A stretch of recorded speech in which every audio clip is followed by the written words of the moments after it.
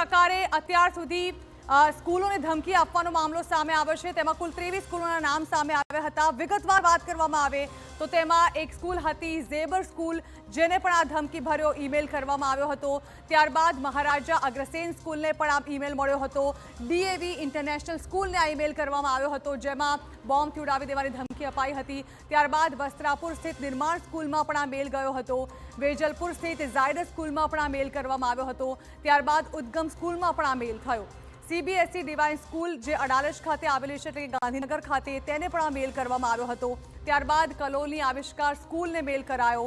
Gems and Genesis school ખોરજમાં આવેલી છે, તેને પણ આ મેલ કરવામાં આવ્યો હતો। ધમકી ભર્યો આ ઈમેલ કરવામાં આવ્યો અને આ ઈમેલ મળતાની સાથે શાળા પ્રશાસન પણ ચોંકી ઉઠ્યું હતું અને ત્યારબાદ પોલીસને જાણ કરવામાં આવતા પોલીસનો કાફલો પણ વિવિધ શાળાઓ પર પહોંચી ગયો હતો। ત્યારે જે પ્રકારે ઈમેલ કરવામાં આવ્યો હતો, લોકોમાં એક ખોફનો માહોલ હતો। વાલીઓ ખૂબ જ ચિંતિત થઈ ગયા હતા કે આખરે આ મેલ પાછળનું રહસ્ય છે શું, પરંતુ પોલીસ તપાસમાં કશું જ બહાર નથી આવ્યું। પરંતુ ચોક્કસ એવું કહી શકાય કે ધમકીથી દોડધામ મચી ગઈ હતી। અમદાવાદની એક નહીં પરંતુ 23 સ્કૂલને બોમ્બથી ઉડાવી દેવાની ધમકી આપવામાં આવી હતી, જેના કારણે સુરક્ષા એજન્સીઓ સતર્ક થઈ ગઈ। વાલીઓના જીવ પણ તાળવે ચોંટી ગયા। અનેક વાલીઓ સ્કૂલ પર ધસી આવ્યા। જો કે રાહતની વાત એ કે તમામ સ્કૂલમાં કોઈ વાંધાજનક વસ્તુ નથી મળી।